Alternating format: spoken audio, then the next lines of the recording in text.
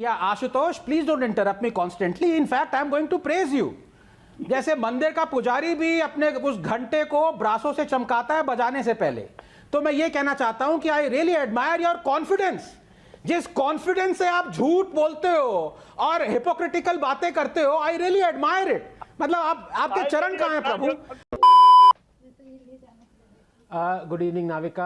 You must understand that these protesters, they don't want reforms. They want revolution, and they want it to be televised. Fed on sepia-tinted notions that equality and prosperity can be brought about only by socialism, theirs is a heady mix of pride in their ignorance, abject ignorance of human history, and adherence to social Darwinism, which in itself is a mottled concept that misreads evolutionary adaptation for its nefarious means, predisposing in its proponents the rationalizing of suffering and the concept of the greater good. So it allows them to bring out sacrificial lambs and then herald them as martyrs, just like the 2 infants who died braving the bitter cold in Shaheen Bagh, just like the 67 old and infirm farmers who have died braving the bitter cold in these illegal blockades. They did not die. You murdered them for your gains, for this mythical greater good. Otherwise, tell me, which farmer in his right mind would object to deciding the price of his produce, given that faulty government MSP valuation has cost him a loss of 45 lakh crores in the last 15 years? Which farmer would object to sustain production and top quality godown set up to store his produce, as the government can no longer jail the godown owners on account of whimsical ECA declarations of hoarding? Which farmer would object to private companies rushing in to sign a contract with him? But these are questions only for the logical minded, Navika, not for those whose aim is to give a man a fish, not teach him how to fish. Dhanda hai ye socialism, dhanda. It is that sun that blinds you if you look at it directly, and so you don't. You only see it during the eclipse when it is too late. You wanted a free lunch and so you ran towards that mirage, and now you're all around. What you see is sand. Navika, please give me 20 seconds. I hope these tragic events have opened the eyes of the most powerful man in India. No, not Mr. Kovind, not Mr. Modi, but Mr. Bodbe. He is the one who said he trusts Mr. Bhushan and the protest leaders. He is the one who stayed these reforms stamped by Mr. Modi and Mr. Kovind. He is the one who allowed these illegal blockades to go on. Chief Justice Bodbe, you are deciding the future without consulting the past. 90% of farmers who want these reforms are looking up to you. On one hand, you are now quoting those 4 Supreme Court judges. On the other hand, when one of that judge became the Chief Justice and gave the Ram Janambhoomi Ayodhya judgment, you were calling him a sold-out BJP stooge. आज उन्हीं की बात याद आ रही है आपको?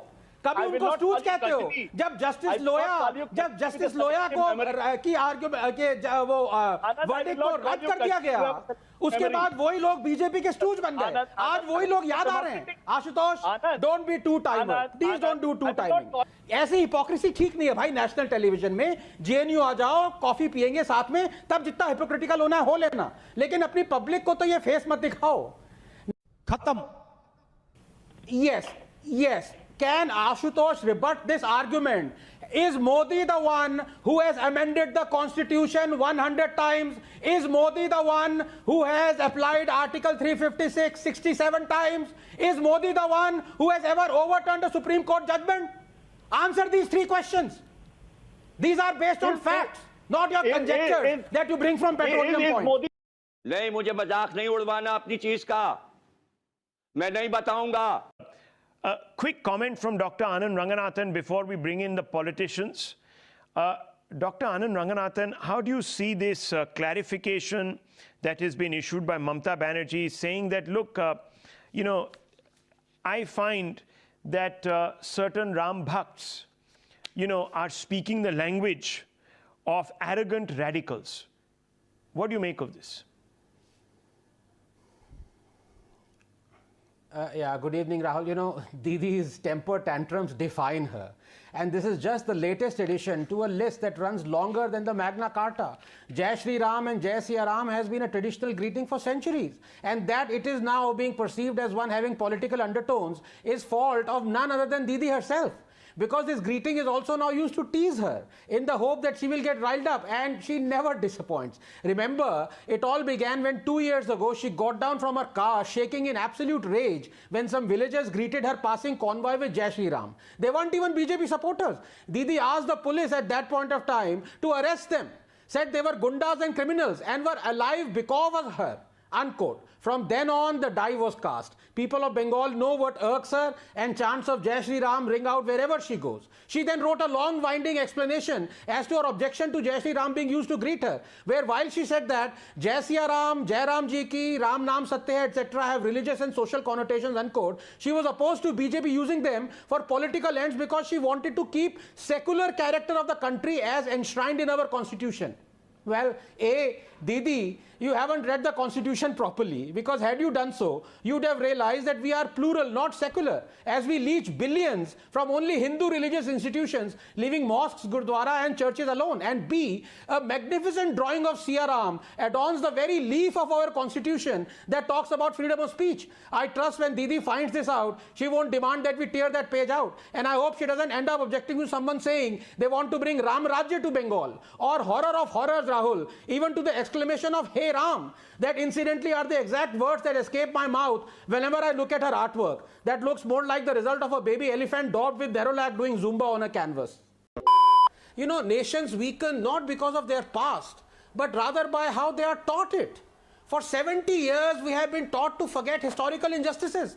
From Somnath to Kashi Vishwanath, from Babarpur to Bakhtiyarpur, from Allahabad to Aurangabad, these injustices have deliberately been made visible, as though to lionize the debasement, celebrate the humiliation. And the irony is that the same people who have taught us this, drilled this self-loathing in us, these same people want others to fight historical injustice around the world. They condemn barbarians of the West hither to worship, like the Confederacy generals Rhodes, Churchill, Pizarro, Murray, Colston, Leopold. They celebrate their roads and buildings being renamed, their statues being brought down illegally. But here in India, this same set of chauthi fail muppets eulogize barbarians like Tipu, Aurangzeb, Babar, Khilji. It is a heady mix of hatred for Hinduism and love for jihadism, hatred for India and love for his breakup. Aurangzeb, Rahul, was a Baghdadi 350 years before ISIS. The genocide he perpetrated claimed 4.6 million Hindu lives. He demolished thousands of temples, converted millions of Hindus. He abolished even Navroz. If a picture could speak a million words, it would be that of the Gyanvapi Mosque in Varanasi, built atop the grand Kashi Vishwanath temple, demolished by the genocidal monster Aurangzeb. If an incident could muster a million spine-chilling imaginings, it would be that of the one in 1675 under broad daylight in Chandni Chowk, where Sheeshganj is now, where Guru Tegh Bahadur was beheaded on the orders of Aurangzeb. And yet, we had cities and roads named after him. Aurangabad should have been renamed the day we got independence.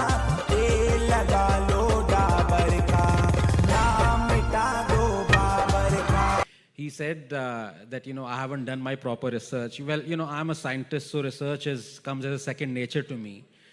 And you're a lawyer. Now, I'm not saying whether lying comes as a second nature to you, but Rahul himself has covered in 2008, 2012, how there was an almost murderous attack by AIMIM legislators on Taslima Nasreen at a literary festival. She was almost killed. Bricks, umbrellas, and flower vases were thrown at her. And 3 of your legislators, as I said, were arrested for threatening to behead her. This again happened few years later in Aurangabad, where AIM legislators were waiting at the airport to take care, quote unquote, take care of Taslima Nasreen. Now, as you say, if the court has exonerated them, does that mean that they did not do all these things that we have described and what we saw? Number 2, as far as, I have 2 questions for him when he said that, look, I have always stood up even against the UPA. I have always condemned things, atrocities that were to be condemned. I've always stood up for liberty and all. That's a load of complete BS, if I may say so. Can you give me one instance where you have spoken against the trampling of the human rights of lakhs of Dalits? Dalits, you talk of Jai Bhim, Jai Meme.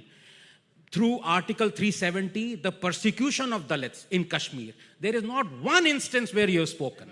Point number 2, I will give you another instance. In April of 2012, and this is all research, by the way, this is easy research, it's not even scientific research. I don't know why you should be perturbed by it. In April of 2012, the Communist Party held a resolution where they said they demanded citizenship for Bangladeshi minorities. Minorities does not include Bangladeshi Muslims, by the way.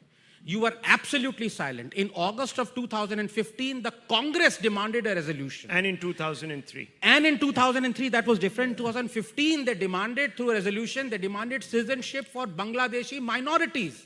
Manmohan Singh said that in the parliament. Yeah. Manmohan Singh said, but what I'm saying is, When it suits you, you are absolutely silent. They do not include lakhs of Dalits, lakhs of Valmikis, lakhs of refugees. They are not Kashmiris. Kashmiris are only Muslims. I was hoping that I'd be This able is the to- majoritarianism. Please, Of a person who asked one of his own MPs to apologize for saying Ganpati Bappa Boria. This is the majoritarianism. Let everything be out. One, Pakistan can cry all it wants, but the fact is that Mirpur, Muzaffarabad, Gilgit and the entire area is an integral part of India. Two, know this as well, that it is legally ours. That it wasn't we who annexed it, but rather Pakistan with the help of mercenaries let loose by that scheming Jinnah. Three, moreover, it is a fact that on February 22nd, 1994, the Indian Parliament unanimously adopted the resolution that Pakistan must vacate the areas of the Indian state of Jammu and Kashmir, which they have occupied through aggression. Four, keeping this in mind, why should anyone object to Indians wanting to know the climate in a part of India? Five, besides, we broadcast, and rightly so, the weather report of our wonderful state of Arunachal Pradesh and Tawang, even though China consider it as its territory. And so Pakistan should thank its stars that we aren't broadcasting the weather report of Lahore. But who knows, if it continues to be a terror state and meddle in our affairs, we just might.